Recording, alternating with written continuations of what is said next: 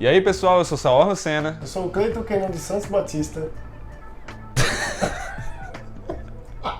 Cara, é 880, mano. Vamos lá. Hoje nós vamos falar sobre a música Ousado Amor. E se você quer saber mais se ela é bíblica, se o arranjo está correto, se ela é congregacional, se nós recomendamos, fique aí. E se você gosta de conteúdo assim, de recomendação e de análise de músicas e quer ver mais deles aqui no canal, então deixa aí o seu like, seu comentário para termos esse feedback. Também nos ajude compartilhando esse vídeo com outras pessoas e se inscreva e ative o sininho aí do canal para não perder a notificação de nenhum vídeo novo. Além disso, se quer nos acompanhar mais de perto, nos siga nas redes sociais e entrando no grupo do Telegram, cujos links estão onde, Cleiton? Aqui embaixo.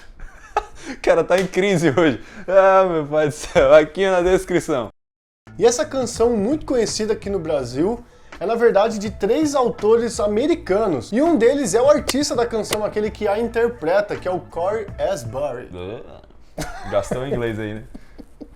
Lançada em 2018, o artista Cory, ele faz parte da banda Bethel Music, que também é uma banda americana. E numa ministração justamente da Bethel Music, ele vai explicar um pouco do porquê a música se chama em inglês Reckless Love, que significa imprudente amor. Isso, pronto. Se você estava preocupado com o título, né, Ousado Amor, depois a gente vai falar sobre imprudente. Vamos seguir. Imprudente é pior. Mas fala aí a explicação dele. A explicação dele é mais ou menos assim na ministração. Quando usei a frase o amor imprudente de Deus, quando dizemos isso, não estamos dizendo que o próprio Deus é imprudente, ele não é louco. Estamos, no entanto, dizendo que o modo como ele ama é em muitos aspectos grandioso. Mas o que eu quero dizer é o seguinte, ele está totalmente despreocupado com as consequências de suas próprias ações. O Saur tá meio revoltado aqui, ó. Não, até grandioso ele tava bem, tá ligado? Mas enfim. Mas vamos continuar. Ele está totalmente despreocupado com as consequências de suas próprias ações em relação à sua própria segurança, conforto e bem-estar. Ele não se pergunta o que ganhará ou perderá, colocando-se em risco.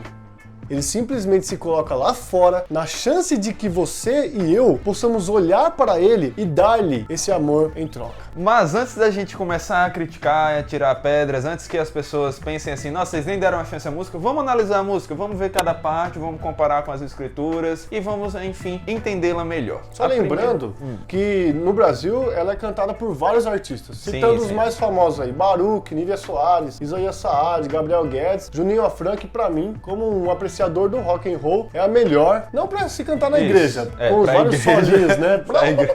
Mas, pra ouvir, é uma versão muito boa. Então dá uma olhada lá, depois de saber a análise sobre ela como um todo, né? Vamos lá. A música começa dizendo, antes de eu falar, tu cantava sobre mim. Tu tens sido tão bom pra mim. Antes de eu respirar, sopraste tua vida em mim. Tu tens sido tão bom pra mim. O que nós podemos dizer sobre essa música? O início ali, antes de eu falar, tu cantava sobre mim, mostra a ideia de que Deus já nos conhecia antes mesmo de que nós falássemos, antes de nós existíssemos. Eu vejo também essa ideia da existência, mas principalmente em textos que nos lembram que ainda a palavra não me chegou à boca, não me chegou à língua e tu, Senhor, já conheces toda. Salmo 139, versículo 4. Mostra essa ideia de que Deus é onisciente e já sabia de tudo. E aí quando vem pro antes de eu respirar, ele já soprou a vida em mim, também nos lembra de Gênesis. Nos mostra Deus ali nos dando vida antes mesmo de nós termos como respirar algo, antes de nós termos vida para respirar. Então até essa parte aí é bíblica. Mas o que você acha da questão de cantavas? Eu não vejo problema nessa licença poética que o autor usa, tu cantavas sobre mim. Mas nós estávamos conversando, chegamos à conclusão de que, na verdade, é nós que devemos cantar sobre Deus, sobre a pessoa dele, sobre a revelação dele,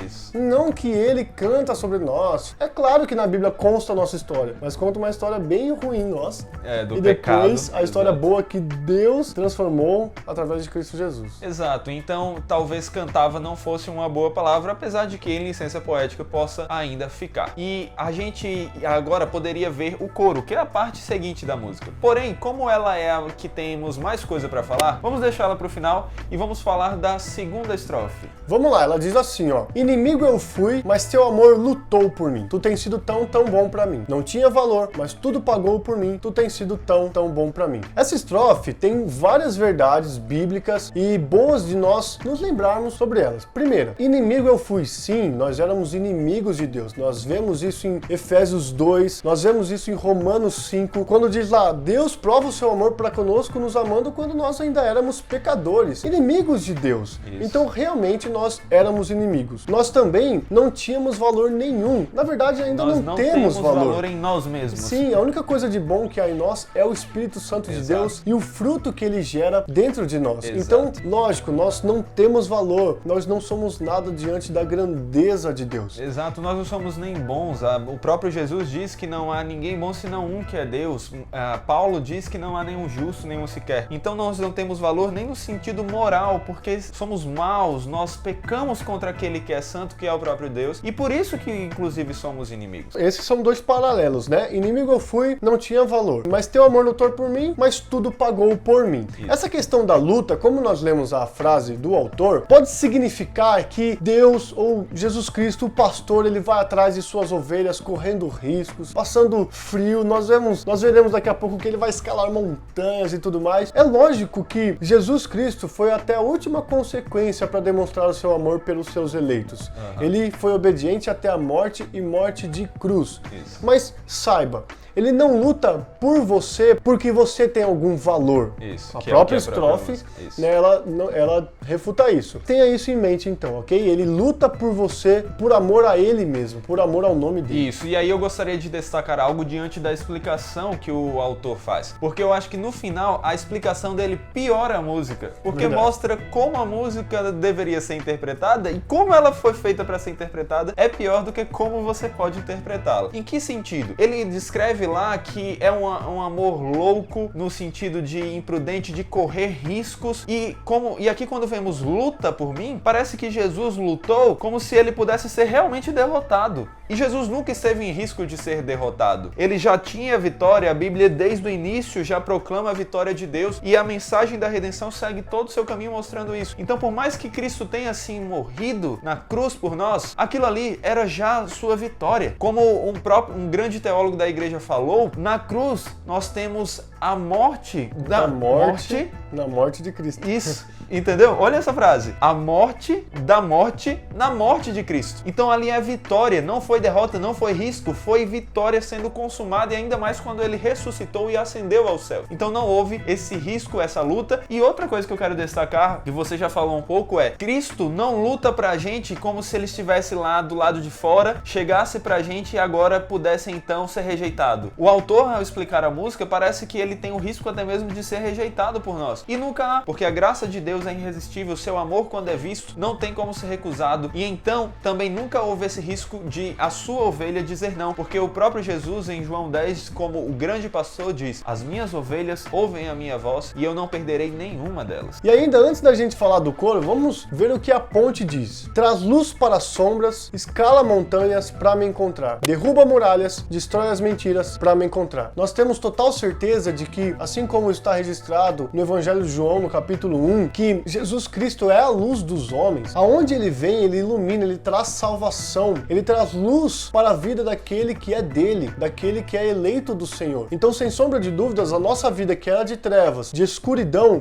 enxergou a luz, teve luz por causa de que Cristo veio e nos alcançou. Essa frase escala montanhas traz uma visão, né, de um Jesus meio alpinista, né, de um Jesus desbravador. Isso com certeza está relacionado ao contexto de um pastor buscando a sua ovelha, que pode justamente ir até terrenos, né, montanhosos e tal, para buscar as ovelhas. Isso, mas no final das contas é algo que talvez pudesse ser melhorado, mas não é um problema. Sim, ok. Derruba muralhas. Eu creio que está mais ligado a qualquer obstáculo que pode haver no alcance de Jesus Cristo até nós e que realmente ele destrói todos, ele derruba todos esses obstáculos. Então também é uma linguagem que é aceitável, não tem problema nenhum. E dentre esses obstáculos, um dos que ele destrói também são as mentiras, né? E justamente aqui vemos o inimigo das ovelhas, que é aquele que tenta conquistá-las e levar de longe para longe do pastor, o diabo, o Satanás, que é justamente o pai da mentira. Nós vemos aqui, inclusive, esse paralelo, mostrando que o nosso pastor, ele é aquele que destrói até mesmo as mentiras, o pai da mentira, tudo aquilo que pode nos levar para longe da verdade, porque ele mesmo é a própria verdade. E então chegamos no coro, que é onde queremos nos deter mais por causa de duas frases principalmente. Ó impressionante e infinito e ousado amor de Deus, ó que deixa as 99 só para me encontrar. Não posso comprá-lo nem merecê-lo, mesmo assim se entregou. Ó impressionante, infinito e ousado amor de Deus. Vamos começar falando então sobre as partes menores. Aqui fala impressionante e infinito. O amor de Deus é assim, o amor de Deus é algo que nós não conseguimos compreender em sua totalidade por causa do que outras partes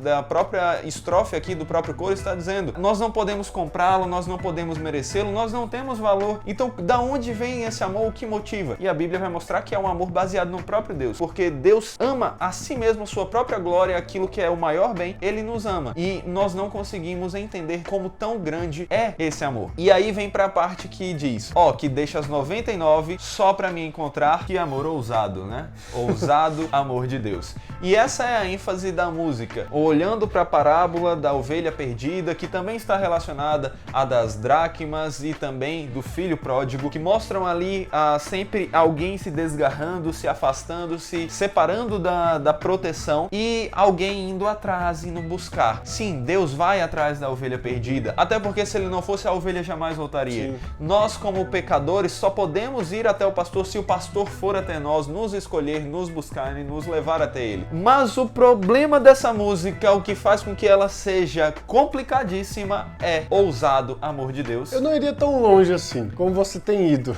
Vamos lá. Mas, eu creio que há um problema aí. Sim. Ok? Não creio que seja o fim dos mundos, mas ousado não é uma boa linguagem numa música que nós estamos falando sobre um Deus perfeito, e aí você chega e fala que ele é ousado, ou na linguagem, na música em inglês, que vai falar que ele é imprudente, né? Mano, sabe por que pra mim é um negócio tão grande? Por causa da intenção do autor. Sim, sim. Ousado tá amenizando a gente tá ousado que já é um problema, porque ousado sempre tem a ideia de algo que está enfrentando riscos, não sabe tão bem o que vai acontecer e mesmo assim vai lá e faz. Não é tão calculado assim. Com Deus não existe isso, porque Deus sabe de todas as coisas, está no domínio de tudo, cada coisa está no domínio de Deus, inclusive o próprio Satanás, que não pode fazer nada sem que Deus esteja no comando, no controle. Então esse é o problema. Agora, quando você olha a explicação do autor e diz que é um amor imprudente, é um amor que Deus parece que pode perder, pode ser que ele se desse mal, poderia ser que Deus estivesse dando um all-in, uma aposta em salvar essa uma ovelha e depois as 99 fossem embora, as 99 fossem feridas. Mas é assim? É assim com a nossa vida? É assim com a igreja? Não. Quando Deus está buscando o perdido, todos os que são seus estão protegidos, porque aquele que começou a boa obra em nós há de completá-la até o dia de Cristo Jesus e faz com que todas as coisas cooperem para o bem dos que o amam e foram chamados segundo o seu propósito. Então as suas 99 ovelhas nunca ficaram em risco, nunca estiveram enfrentando problema. O pastor nunca teve o problema de perder essas ovelhas, e mesmo enquanto ele foi buscar a perdida.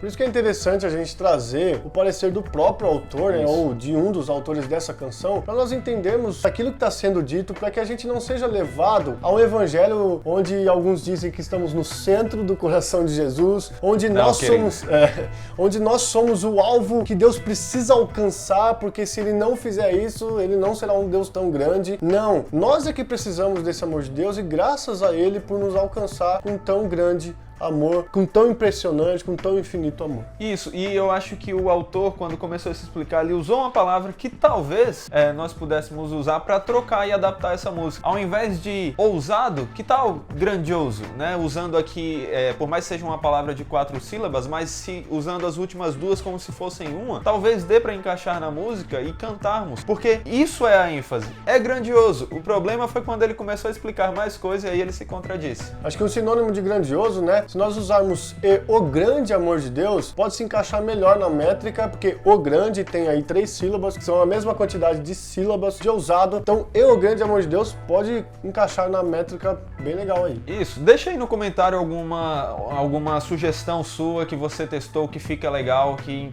encaixou na música e trocou esse que pra mim é o maior problema dela. Deixa aí nos comentários também se você achou que o ousado foi tão ousado do autor assim, foi tão imprudente do autor usar uma palavra assim pra e sim, seja o autor, também. Seja o autor ou o tradutor, né? Isso. Dizendo dessa forma do amor de Deus. Isso. Fala aí tanto de imprudente, que é no original em inglês, e também de ousado. Comenta aí, a gente quer saber a opinião de vocês. E pra gente a música poderia ser até boa, mas depois de ouvir a explicação de um dos autores da música, o Corey, Aí ela piorou um pouco. E então chegamos ao veredito. O que nós achamos da música, considerando algumas das categorias. E a principal delas, a primeira delas, na verdade, é arranjo. O que você achou do arranjo? É um arranjo muito bom, não é um arranjo difícil, acessível. É até comprovado que não é um arranjo difícil, porque você ouve essa música sendo tocada em todo lugar, toda igreja. Então é um arranjo bem acessível, bem bom. Eu gosto bastante desse arranjo. Isso. E agora vem uma categoria que é a principal, que é se a música é bíblica. O que é que nós podemos dizer? Eu gostaria de ressaltar uma questão. Meu problema com ela diz respeito a ousado. Agora, quanto ao restante... Quanto ao restante, eu creio que nós não temos problema, como na verdade é uma música muito boa. Isso. Em falar que nós éramos inimigos, que nós não temos valor, que nós não conseguimos comprar nem merecer tal amor, que antes de nós falarmos, Deus já sabe de todas as coisas, que antes de nós respirarmos, precisávamos desta vida dada por Deus. Então é uma música bíblica em todos esses sentidos. Se a palavra ousado está sendo tão problemática, por que não trocá-la para uma palavra que vai melhorar? E mesmo se você, por exemplo, quiser ouvir essa canção nessas versões que vai estar lá ousado, né, e tal, não tem problema. Só que aí a gente vai ter que falar sobre a categoria se ela é congregacional ou não. Isso. E aí a resposta é não. Porque se você olha para essa música e você entende que o amor de Deus não é ousado no sentido mais comum, no sentido de correr riscos, então ela tá correta. O problema é que quando você canta para uma multidão, vão ter várias interpretações e você tem que ser cauteloso com o que sua igreja canta, porque ela pode entender coisas erradas. E entender que o amor de Deus é ousado nesse sentido é um problema. Então não dá para cantar, não dá para ser congregacional. Muito bem. Por fim, recomendamos? Realmente não recomendaria para sua igreja pro canto congregacional. Então é isso aí, pessoal. Esperamos que vocês tenham gostado, tenham entendido as críticas que nós levantamos aqui, porque qual é a relevância delas e o que precisamos abrir os olhos com essa música. E compartilhe esse vídeo com outras pessoas para nos ajudar. Então é isso aí. Valeu!